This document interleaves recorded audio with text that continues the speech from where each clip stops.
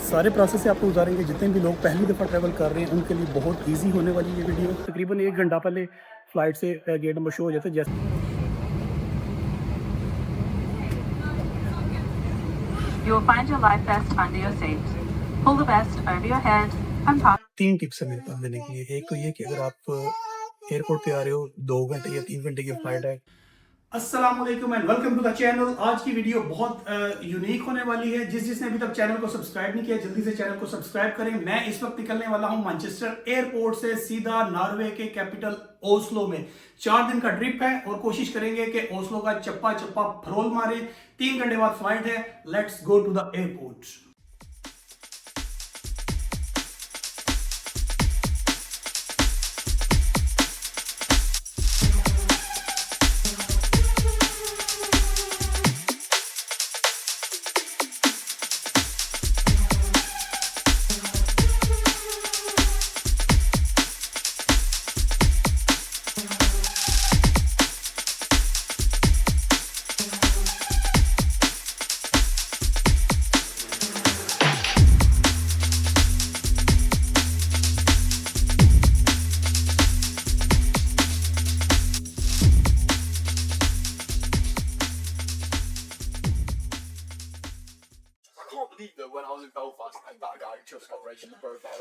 अगले 10 मिनट में हम लोग पहुंचने वाले हैं मैनचेस्टर एयरपोर्ट पे। उसके बाद अंदर से दिखाएंगे मैनचेस्टर एयरपोर्ट पे जाने के बाद हमें क्या करना है, कैसे बोर्डिंग करनी है और कैसे फ्लाइट के अंदर एंटर होना है। एयरपोर्ट पे पहुंच रहे हैं और एयरपोर्ट में पहुंचने में सबसे पहला काम आपको ये होता है कि आपने देखना होता है कि आपकी टिकट के ऊपर टर्मिनल कौन सा है। टर्मिनल पे जाने के बाद आप सबसे पहले अपनी फ़्लाइट जो भी फ़्लाइट है जिस भी एयरलाइन की है उसका डेस्क ढूंढते हो कि उसका डेस्क किधर है और वहाँ से कराते हैं बोर्डिंग। सारे प्रोसेस से आपको गुजारेंगे। जितने भी लोग पहली दफ़ा ट्रैवल कर रहे हैं उनके लिए बहुत इजी होने वाली ये वीडियो। इसको देखेंगे तो उनको काफ़ी एक्सपीरियंस होगा।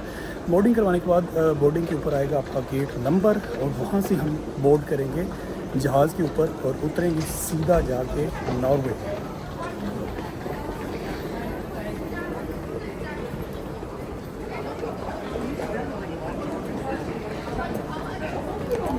वो जी ये डेस्क है, यहाँ से हम बोर्डिंग करवाएंगे। अपनी स्टाफ बैठा हुआ है ऐसे इसका इससे बोर्डिंग करवाएंगे और उसके बाद देखेंगे कि गेट नंबर कौन सा है और फिर बैठेंगे जहाज़ पे। अंदर से भी आपको दिखाता हूँ कि आप जहाज़ तक पहुँचना कैसे है।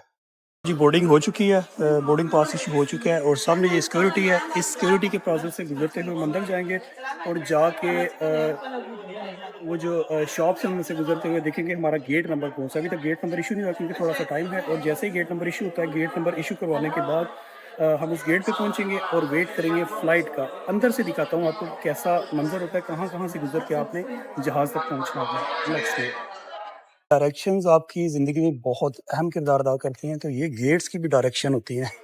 जहाँ भी आपने जाना है आपको डायरेक्शन की ज़रूरत होती है। तो एयरपोर्ट पे आके आप घूमते नहीं हैं। ये भी एक बोर्ड लगा हुआ है, यहाँ से भी आप अपने देख सकते हो कि आपका गेट नंबर कौन सा है। जैसे डिस्प्ले होगा। ये हम लोग इस वक्त गुजर रहे हैं ड्यूटी फ्री शॉप से। बाहर से आप बहुत सी चीज़ें नहीं लेके आ सकते लेकिन अंदर से खरीदने की आपको पूरी पूरी इजाज़त है। जितना मर्जी पैसा इन्होंने दे जाओ और यहाँ से उठा के आप ले जाओ जहाज़ के ऊपर। एयरपोर्ट में सबसे अच्छी बात है कि आप घूमते नहीं हैं। जगह जगह पे डायरेक्शंस हैं। आप अगर पहली दफ़ा भी ट्रैवल कर रहे हैं तो परेशानी वाली कोई बात नहीं है। ये घुमा घुमो के आपको हर जगह से पूरी शॉप के ताकि आप ज़्यादा से ज़्यादा पैसे स्पेंड करें, आपको लेके सीधा उधर ही जाएंगे जहाँ पे गेट्स होंगे। तो रास्ता ऐसा नहीं है कि आप भूल जाओगे। कंफ्यूजिंग होता है कि पहली दफ़ा आता है उसके लिए थोड़ा सा, लेकिन इसमें घूमने वाली कोई बात नहीं है। वो देखिए दोबारा से फिर गेट्स का साइन सामने नज़र आ रहा है हमें कि गेट्स उस तरफ हैं। तो सिंपल सा तरीका है, आपने अपने टिकट पे फ़्लाइट नंबर देखना है और गेट सर्च करना है यहाँ पे आके और गेट के बाहर जाके अपने वहाँ पे सिटिंग एरिया होगा, बैठ जाना है। और जैसे ही वो ऑन बोर्ड करना शुरू करेंगे, अनाउंस करेंगे, आपने अपना बोर्डिंग पास उनको दिखाना है और बैठ जाना है जहाज़ के ऊपर। थोड़ा सा आगे आते हैं जैसे ही, तो अगर आपको गेट का नंबर पता है तो यहाँ पे गेट्स की डायरेक्शन आना शुरू हो जाती है। जैसे ये नंबर 1 से नंबर 32 तक इस तरफ हैं, सीधा आपने जाना है और 34 से 36 से आपने लेफ़्ट हो जाना है। तो जो भी आपका गेट नंबर है आपने उसी के हिसाब से अपनी डायरेक्शन लेते हुए गेट नंबर तक पहुँच जाना है। सिक्योरिटी क्लियर करते ही हम सीधा जो है ना वो गेट्स के साइन को फॉलो करते हुए यहाँ पे आते हैं। सामने एक स्क्रीन लगी होती है, जगह जगह पे लगी हुई है, यहाँ पे गेट नंबर लिखा होता है।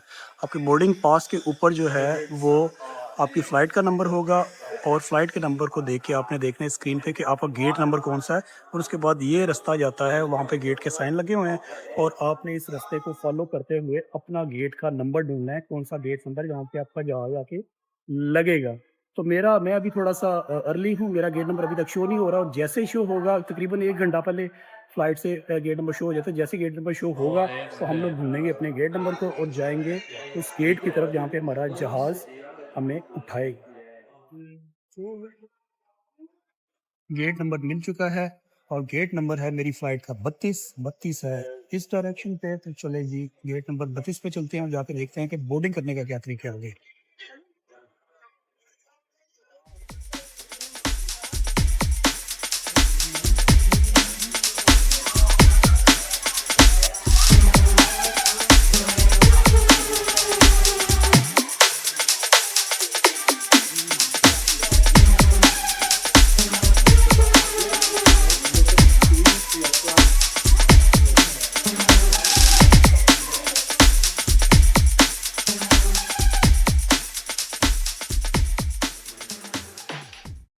जी इस तरह बोर्डिंग होती है और लोग क्यू बना के लाइन बना के खड़े हो जाते हैं एक एक करके, और ये रास्ता जाता है पीछे से जहाज़ का।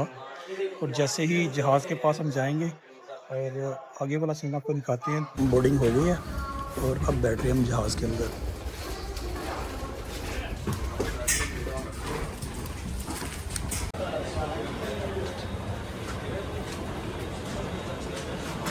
You will find your life vest under your seat. Pull the vest over your head and pass the strap around your waist. Fasten the buckle and tighten the strap. When leaving through the exit, inflate the vest by pulling the tab. The inflation can be adjusted by using the mouthpiece.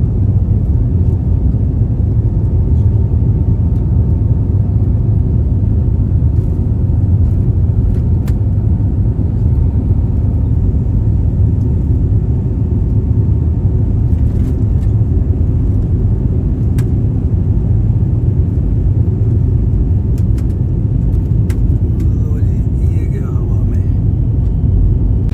बादलों के अंदर से Manchester के ऊपर से उठा हुआ जहाज़।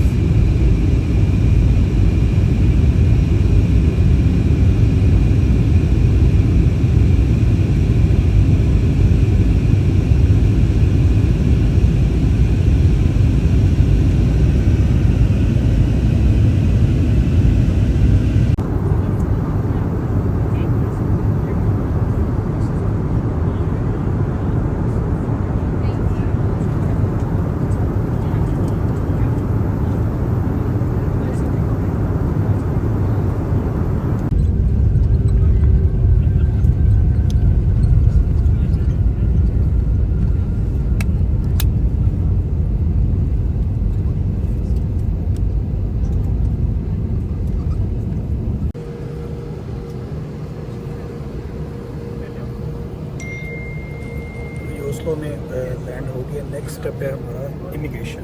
तो यहाँ से उतरते हैं, जहाँ से अब चलते हैं इमिग्रेशन की तरफ। ये जी ओस्लो का पासपोर्ट कंट्रोल, यहाँ से इमिग्रेशन से क्लियर होंगे और सीधा जाएंगे बाहर, और उसके बाद आपको दिखाएंगे कि ओस्लो में और मैनचेस्टर में ट्रेन में कितना फ़र्क है। ये जी पहुंच गए ओस्लो एयरपोर्ट पे। 5 मिनट लगे हैं तकरीबन पासपोर्ट क्लियर करते हुए पासपोर्ट कंट्रोल में से, और उसके बाद हम निकल रहे हैं अब ओस्लो एयरपोर्ट से बाहर। यहाँ से लेंगे ट्रेन और देखेंगे कि यूके की ट्रेन में ओस्लो की ट्रेन में कितना फ़र्क है। एयरपोर्ट तो बहुत साफ़ सुथरा है ओस्लो का ना। फर्स्ट इम्प्रेशन जो है वो बहुत अच्छा है, बड़ा साफ़ सुथरा और क्लीन है। बाहर निकल के देखते हैं कि कितना खूबसूरत और कितना साफ़ सुथरा है।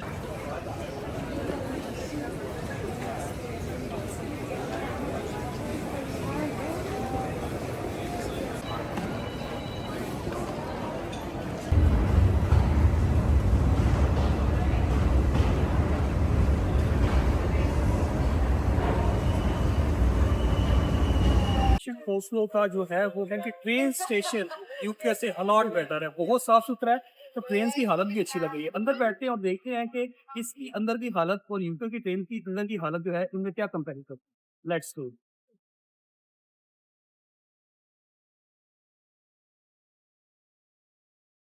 A few moments later.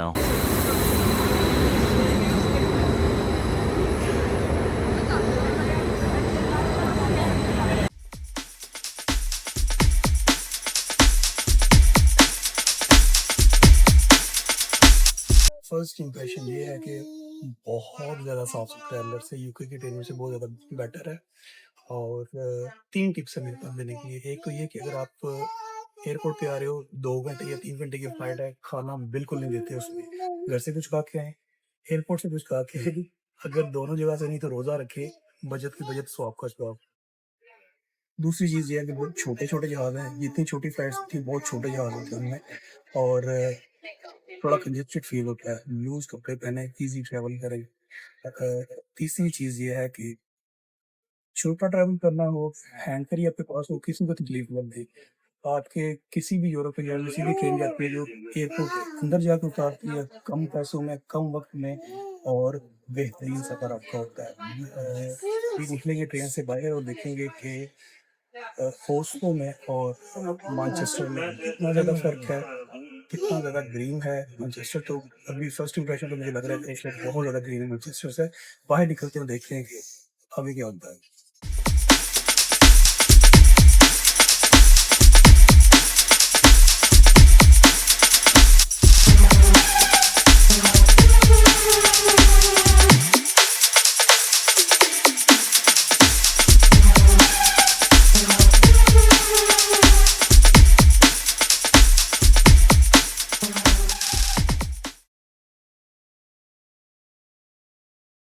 Ji, check in हो गया, कार्ड मिल गया है, रूम अलॉट हो गया है। अब जाएंगे हम रूम के अंदर और इसके बाद ये व्लॉग यहीं पे एंड करेंगे। कोशिश की है कि सारी की सारी चीज़ें जो हैं वो इसमें कवर हो सकें। कैसे ट्रेन से आप जाते हो एयरपोर्ट पे और एयरपोर्ट से निकल के दूसरे ट्रेन स्टेशन पे, मैनचेस्टर से लेके ओस्लो तक की सारी जो हमारी जर्नी थी वो हमने दिखाई है। इसके बाद जाएंगे ओस्लो के सिटी सेंटर में, ओस्लो के सराउंडिंग्स में, और बहुत सारी वीडियो जो है वो कैप्चर करने की कोशिश करेंगे। चैनल को सब्सक्राइब करना बिल्कुल ना भूलिएगा। 4 दिन के लिए यहाँ पे हो, और बेशुमार चीज़ें ऐसी हैं जो भी एक्सप्लोर होने वाली हैं। अगली वीडियो पे क्लिक करें। Thank you for watching. Good bye.